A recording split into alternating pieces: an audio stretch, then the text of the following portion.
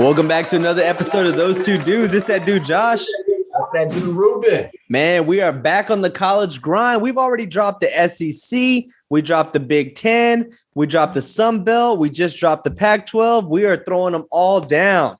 And today, obviously, we got to tackle it some more. We're here in the Big 12 conference. We're also joined again by Austin Wells, representing UT and the Big 12. Austin, thanks for joining us, man.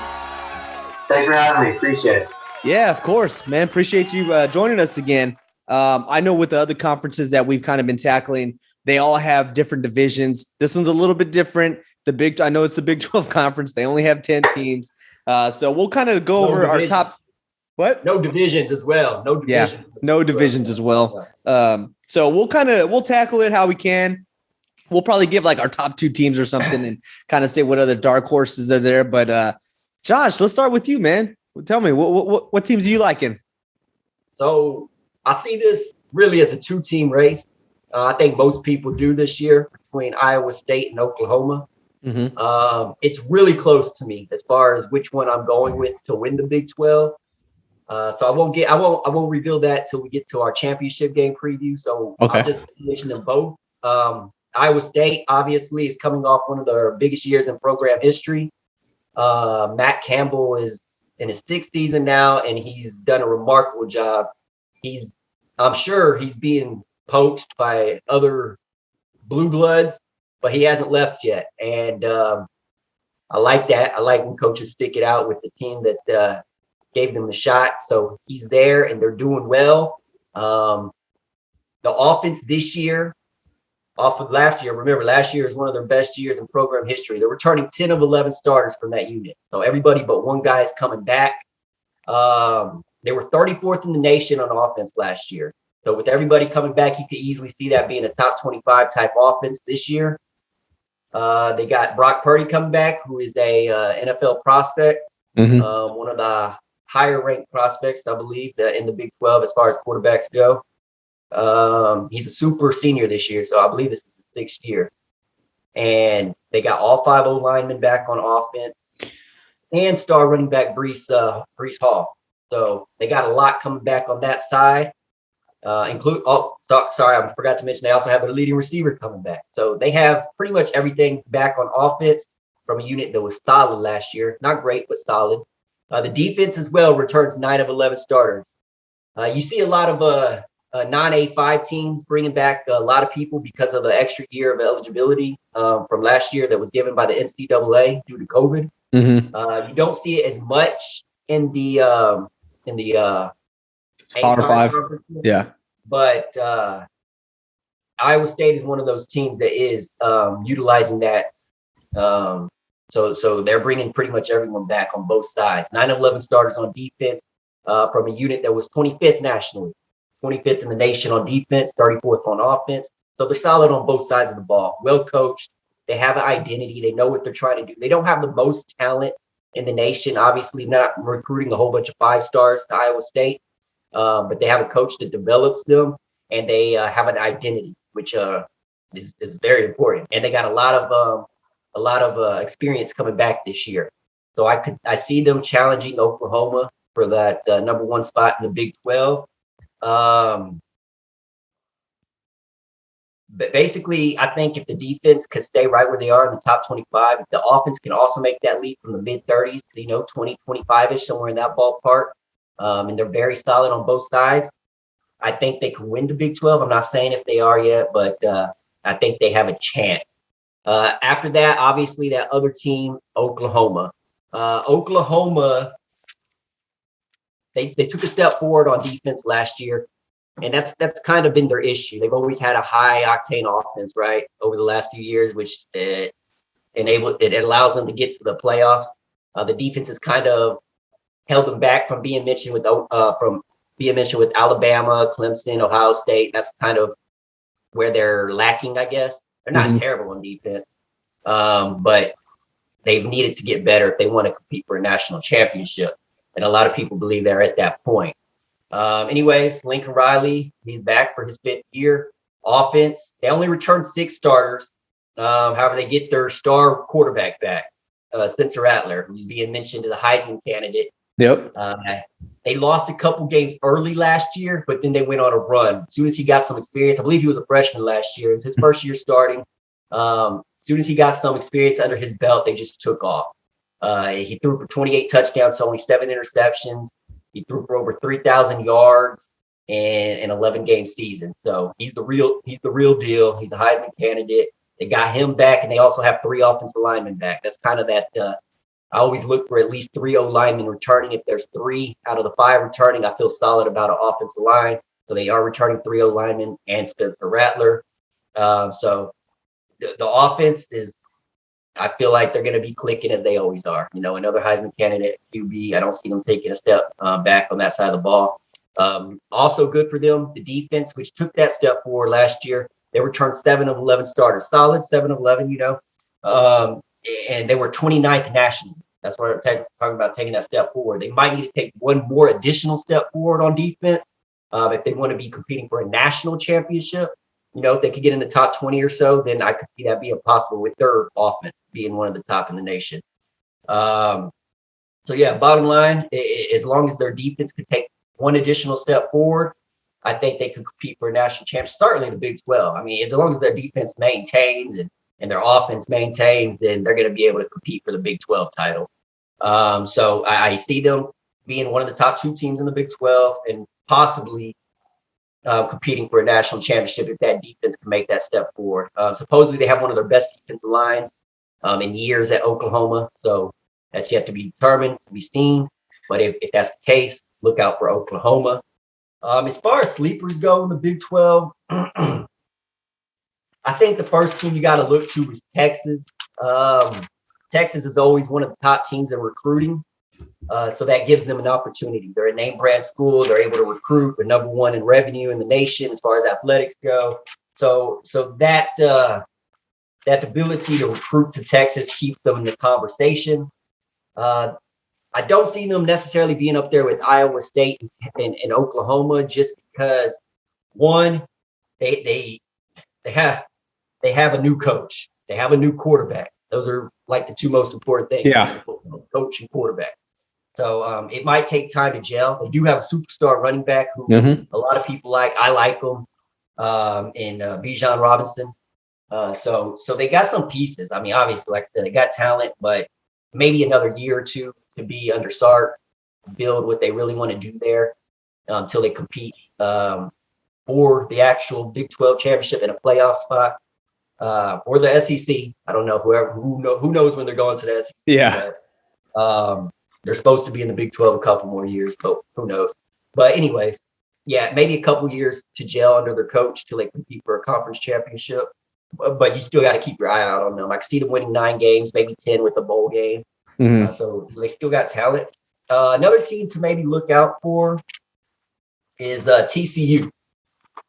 TCU, they got the great Gary Patterson. They're always going to play defense. The offense, they bring back their quarterback, Max Duggan, and he's one of the better ones in the Big 12. So they got him coming back. I believe they got 3 offensive linemen coming back. So if their offense could take a step forward, maybe a little bit more consistency for Max Duggan, maybe they'll make some noise in the Big 12 as well. So that's another team I'd keep an eye out on. Okay, so Texas and TCU are your dark horses, and then, like you said, it's kind of a 2-headed monster in the Big 12 with Iowa State and OU. Okay, that could make sense. Austin, what do you think, man?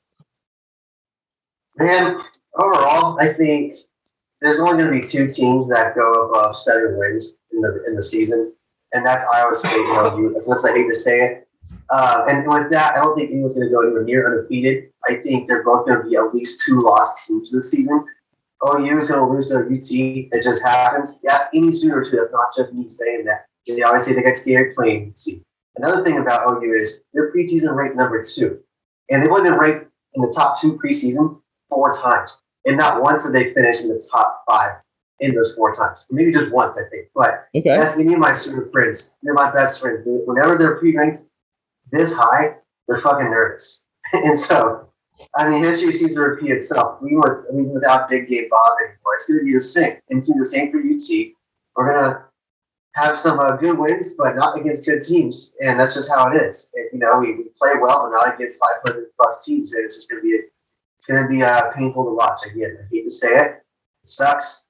Call me a pessimistic fan, but I'm just going to call it like I see it. I think Iowa State and OU are going to shit the bed somewhere else too, kind of like what Josh said. I think TCU can come in there and beat one of them. And there's always that's just the frustrating thing about the Big 12 is, I'm not going to pull out any more stats out of my hat or anything like that, but there's always just some team that kind of fucks it up for the whole conference, right? I've seen so many times where there's an away game at Iowa State, and the camera is just shaking because the stands are so cheap, and everyone's about to fucking rush to the field because they're about to upset the only hope the Big 12 has to go to the playoff or the BCS championship or something. One team always ruins it for everybody. So I can't tell you my predictions specifically for each team, like Josh was able to just do. But I do think it's going to be just another Big 12 classic where we upset everybody, and then the other four conferences find their way to the playoff instead. Hate to say it. Hey, man, it makes sense. And I think I'm somewhere in between the both of you. I mean, look, the top two teams are Oklahoma and Iowa State. I have Oklahoma number one in the Big 12. They have a fairly easy schedule. All their tough games are at home, except the last game of the season, which is at Oklahoma State. But even that is a rivalry game, and that mostly doesn't matter where they play at. Yeah. Well, dude, their record is if you look at the history between those two teams as a rivalry, the record is so skewed in OU's favor. I haven't even looked at games in Stillwater, but I bet even then it's still skewed to OU as well. So, like you said, that's hard to be confident just because of that. Yeah. And look, I mean, I feel like we're just I'm on the Oklahoma train. I think that they're going to go far and they could make the playoffs. I'm high on Spencer Rattler. He's the real deal. Once he got his groove, which took him a little while last season, to early mid-season to get the groove, they were rolling. And they took that into the bowl game and they killed Florida. So they were rolling into last year. They also get the transfer running back from Tennessee, Eric Gray. That's going to help out too in the running game. I think, we're hyping up Oklahoma, but look, the reason we're saying this, they do this every year. Then they're going to play at TCU, which is like a 3-3 team at the time, and then they lose. It's like, Exactly. Looking at their schedule, we can't predict the loss, but we know there's one in there. So it's, we don't know. That's just how they roll. You can't depend on them. They're gonna lose to UT just because that game is so evenly split all the time. And then one more super disappointing game. I think they beat Iowa State, but they're gonna have some really stupid upset. And also another point I wanted to touch on just for college football in general. And forgive me if you've already touched this in previous episodes, but a lot of these freshmen coming in as sophomores with that 1 year experience under their belt have yet to play a real college football game in front of a real crowd. And they're going to experience that for the first time, just on effect this year. So they're going to still have a lot of shakes to overcome, kind of like the first few games of last season. So I think we're going to see a lot of inconsistent, shitty football to start off. Kind of like last year's state. Yeah, 100%. 100%. Like we both said, that we're expecting losses from Oklahoma. We just don't know from who because the schedule says otherwise. And usually when they lose to Texas it is when Texas is ranked in the 20s or not ranked at all, and Oklahoma ranked significantly higher. So this is a perfect scenario for UT to win this game. The second team I have in the Big 12 is Iowa State. Like Josh said, they're returning a lot. Brock Purdy's back. He's back for his 17th season at Iowa State. He's also getting back, like you say, he's getting back a lot on the receiving core, on the O-line. He's also getting back probably one of their highest NFL prospects in tight end, Charlie Kohler. That dude's a stud. The only problem that I have with Iowa State is they have a lot of tough road games. And these are sneaky road games, right? So they're playing at Oklahoma. They're playing at West Virginia. I know West Virginia probably won't be good, but that's still not an easy place to play. Yeah, well, I actually think West Virginia might be okay this year. Not great, but I think they could be decent. Okay, well then, to my point, that's a tough game. That's a tough road game. An even harder road game, they're playing at Kansas State. Kansas State is always borderline like 6-6, 7-5, but that's a tough place to win at. Right. As Oklahoma, they lost at Kansas State last year. And then they're playing at Texas Tech. Texas Tech is probably on the lower end of the Big 12, but they got that transfer quarterback from Oregon who's starting this year. So just throwing that out there, that could mean something. It could mean nothing. And then as far as the dark horse, I am going to roll UT. I'm a homer there. But like you said, Josh, they're always in the top 10 in recruiting. They got a new coach. They got a new quarterback. That can be a good thing. That can be a bad thing. I don't know. We don't know. But they do bring back a star running back, Bijan Robinson, who I think he's one of the top 2 or 3 players in the Big 12. He could be the Big 12 most valuable player. I'd say over Spencer Rattler, just because Oklahoma doesn't need Spencer Rattler as much as Texas needs Bijan Robinson to be great. Right? They obviously they still need Spencer. They don't need him to do much. I don't know. Yeah, so less opportunity for the most valuable player. Yeah, and also Texas does have a tough schedule. They got Louisiana at home. Josh, you and I talked about that. That's not a cupcake. That's going to be hard. The following week, they have at Arkansas. Any road SEC game could be tough. Then they got at TCU in the season. They got at Iowa State. Obviously, you have Oklahoma. So the games are tough. Yeah, they got a tough schedule. There's no doubt about that. Yeah, so I think really it's just going to come down to the quarterback-head coach relationship. And there's still a quarterback battle going on between Casey Thompson and Hudson Card. So I think no, they haven't named their quarterback. No, they have not. They have not. As a matter of fact, I heard today that Casey Thompson was kind of slated to. He's, I guess, supposed to be getting that edge, but Hudson Card has been taking more first team snaps lately in practice. So I don't know. Could mean something. Could mean nothing. But also, Josh, you talked about the O-line. UT is returning 4 of the 5 starters on the O-line. That's big. That is big. That's big for Bijan Robinson. Especially open it up. Yes. Especially when you're breaking in a new quarterback. That's definitely, you want to have that continuity on the offensive line to help that guy, that new quarterback out. And he's got a good, I think a great running back behind him. So that should relieve some pressure off the quarterback. Yeah. But still, I mean, we got to see it till we can actually believe it from 100%. You got to see it. I think another sleeper out there could be Oklahoma State, but they got a tough schedule, and they're replacing a lot. They're replacing Chuba Hubbard at running back. You obviously lost him in the draft, but they do get transfer running back from Utah State, Jalen Warren.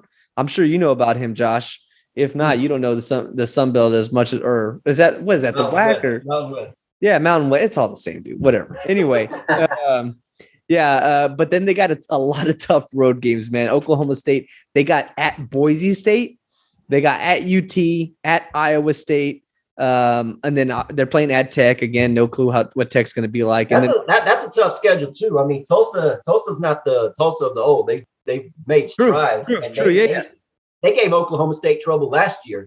If you don't remember, I think they won 16-7 in a defense of 16-7. Oh man, that's a baseball score. And that Tulsa team returns a ton on defense. So that could be a good game. And then you got to go to Boise State. It's never easy to play at Boise State on the blue turf, So I mean, those are 2 tough games right there in the non-conference. So yeah. And then also, Josh, 2 things I want to talk about real quick. One, you mentioned TCU, how they could be good because of Gary Patterson. And, they do have a slightly better quarterback with Max there in TCU.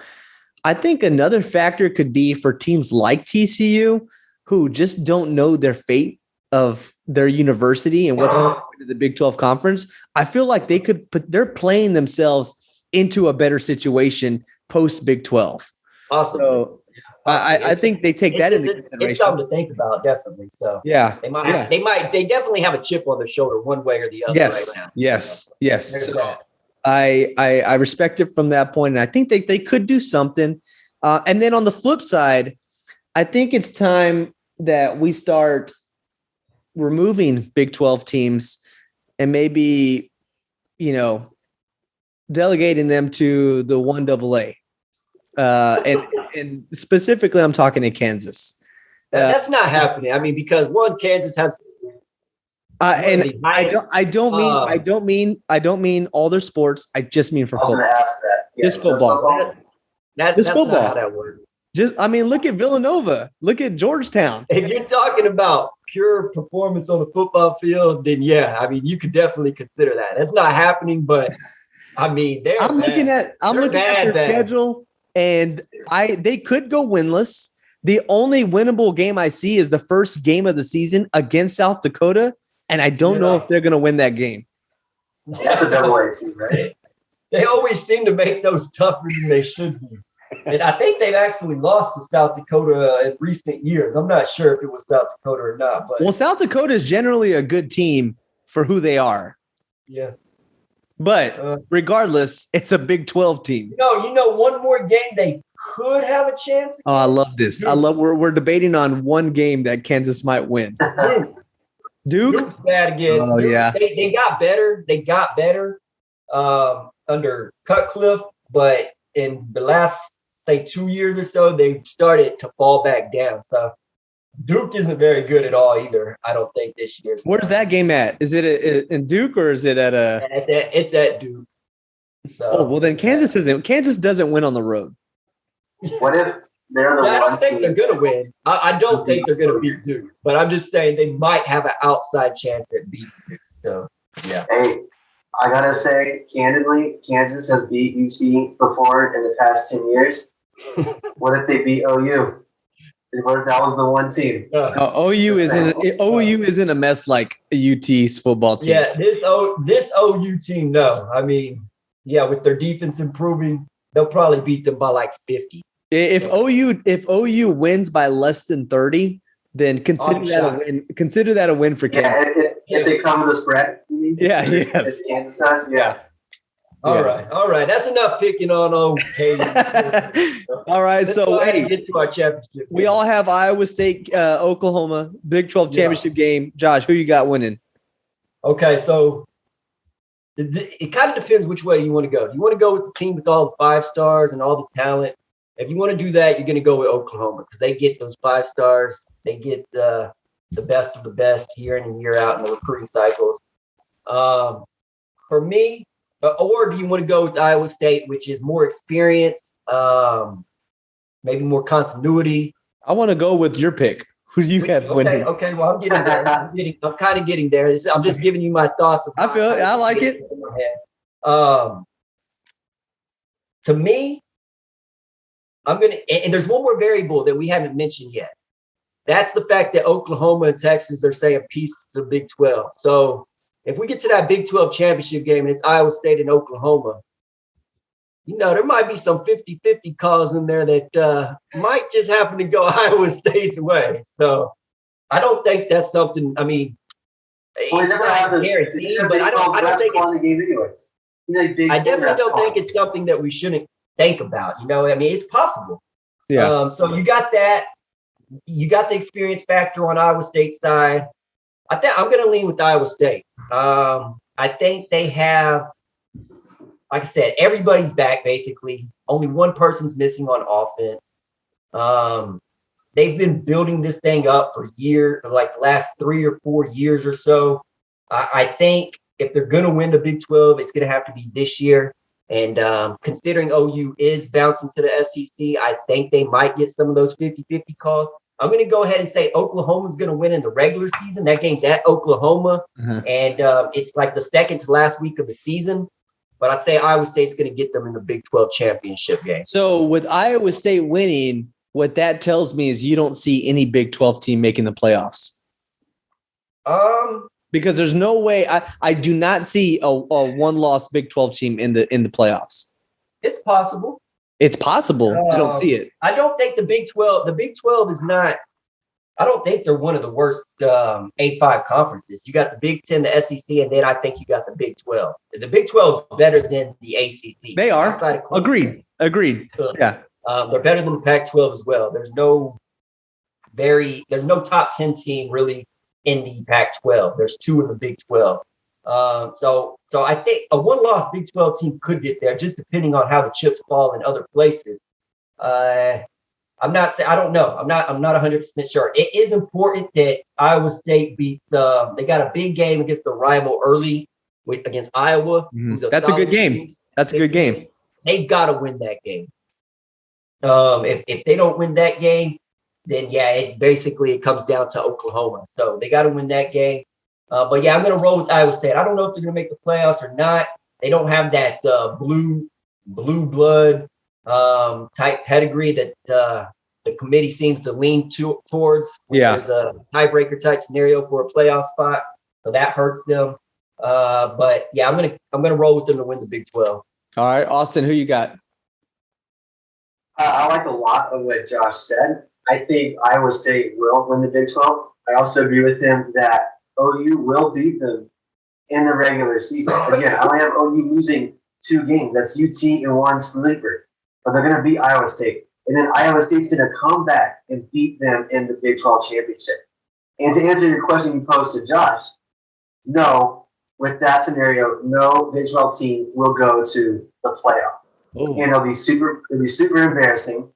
And I think a 2-loss OU Big 12 championship team would go to the playoff, but not a 2-loss Iowa State team. And like I said, I don't think there's going to be a 1-loss team in the Big 12 at all this season. I think it's just going to implode on itself, with Iowa State being the last man standing. And like I said, with that, none of the Big 12 is going to the playoff. Sorry. Man, I can't believe this. I can't believe you guys on that Iowa State. Okay. Look, I got OU winning. OU doesn't lose conference championship games. They just don't. Whether the refs don't allow them to, the NCAA doesn't allow them to, I don't know what the case is, but they don't lose conference championship games. Now, whether they get there is another question, but we've all agreed that they get there. So now that they're there, they're not, I don't see them losing to Iowa State. You do bring up an interesting point, Josh. You know, given those, you're getting the Big 12 referees, are they going to kind of favor now Iowa State? You know, I look, and I'm looking at last year's game where there was some significant calls that went Oklahoma's way, where that kind of prevented that game and swung the momentum the other way to Oklahoma's side. You know, should we see that scenario again? Are those calls going to remain from Oklahoma's side? You know, I'm not saying that that's going to happen, but if it did, wouldn't benefit Oklahoma. No, I don't think so. So I have Oklahoma winning. It wouldn't surprise. I mean, I'm torn because it wouldn't surprise me if they do make the playoffs, but then it also wouldn't surprise me if they won the Big 12 as the 12 ranked team in the country, and then we have no shot at representing the playoffs. One question I want to ask you guys real quick: OU and UT, is this their last year in the Big 12? Yes. Man, that's a tough question. I think they got one more. One more. Okay. Yeah, one more year. Okay. And then they'll be out. I mean, they want to get out as soon as. Yeah, I don't think they're going to fulfill the remainder of the. No. So 2025, yeah, I don't see that happening at all. But at the same time, you have to think about this. When is the playoff going to get expanded? Because what incentive does OU and Texas have going to a 16-team SEC during the 4-team playoff? Well, it's not necessarily. Like, I mean, why rush? Be beneficial. Why rush to get to the SEC before 2025 if we're still in a 4-team playoff? Everybody was under the impression that the 12-team playoff was coming in the next year or two. Yeah, and the rush is money. The rush is money. You know that. I know that. I don't know. When did the TV agree? I mean, when does the SEC's TV agreement change? I'm not sure when that changes. I guess you could still make more money, like as far as like selling tickets and all that to I guess more blue blood type teams. But does that outweigh competing for a playoff spot? Because I mean, definitely on Texas's side, like if they go to the SEC, I don't see them competing for a 14 playoff ever. Well, definitely not in the next couple of years. So yeah, I mean, I don't know. I think that might play a factor as far as how soon they get the heck out of the Big 12 when we see the playoff expand. So I'm not sure. But we all agree it's not going to last till 2025. Yeah. We all agree for sure. Yeah. Okay. There's no way that's happening. That's fair. There's no way the Big 12 lasts till 2025. I agree too. I think that it is their last year this year. But I don't know if they have one. I don't know for scheduling purposes, non-conference, how that works. Because next year, UT and Arkansas are supposed to it's supposed to be home and home. So Arkansas is supposed to come. How does that affect scheduling for next year? Because at that point they would now be conference. And the SEC. I mean, how soon do they change their conference game? Right now they're only playing 8 conference games in the SEC. The Big 12 plays 9. Mm-hmm. So if they lose a non-conference game against Arkansas, they're down to 2 non-conference games. They'll have to add 2 more by next year. Yeah, they're only playing an 8-team SEC schedule, and that's not easy. So yeah, there's a lot of stuff that you have to consider in this. So I don't know. I still think there's no way till they last till 2025 in the Big 12. I don't think, but I'm not necessarily sold that it's for sure going to be this year and they're out. I think there might be one more year. So that's fair. Know. That's fair. Okay, cool. Hey, well, we look forward to it. I mean, I know me and Austin do. We're big UT homers. So, I enjoy the Big 12 is one of the conferences I enjoy watching the most just because it's in our footprint here in Texas. I am a big non-A5 guy, so I watch the Sun Belt, I watch the Mountain West and the AAC a lot. But I'd say probably the main A5 conference I do tune into is the Big 12 just because of the footprint of all the Texas teams and whatnot. So. Yeah, I'm excited for the Big 12 this year, too. I want to see does the little Iowa State knock off the Oklahoma. Are there any surprise teams like TCU? So, it's an exciting year. I know the Big 12 is under a lot of fire right now, especially the 8 teams that don't really know what's going to happen to them. So they'll be playing with a chip on their shoulder, especially when Texas and OU come into their house. Yep. The fans might be a little bit more rowdy. So it's a very interesting year for the Big 12. I'm excited. Yeah, I'm looking at UTCU. Y'all been talking the most mess about OU and Big 12, UT leaving the Big 12. So let's put your money where your mouth is and let's see how y'all going to play this season. But hey, I'm looking forward to it. Austin Wells, thanks for joining us, man. Always a pleasure. Thanks for having me anytime. All right. Yeah, appreciate it. And like always, guys, check us out on Instagram at Those Two Dudes Podcast. We're on YouTube, Those Two Dudes, Spotify, Those Two Dudes, Twitter, Those Two Dudes, Facebook, Those Two Dudes. Check us out, like and subscribe, share. We're even on TikTok. I don't even know how that works, but we're on TikTok, guys, at Those Two Dudes Podcast. We're having a lot of fun out there, but let us know who you got in the conference. Is this OU and Texas's last year? Is there going to be any dark horses stepping up? Let us know in the comments. Appreciate the love. It's that dude, Josh. That's that dude, Ruben. Like and subscribe. Push the button. Go like it.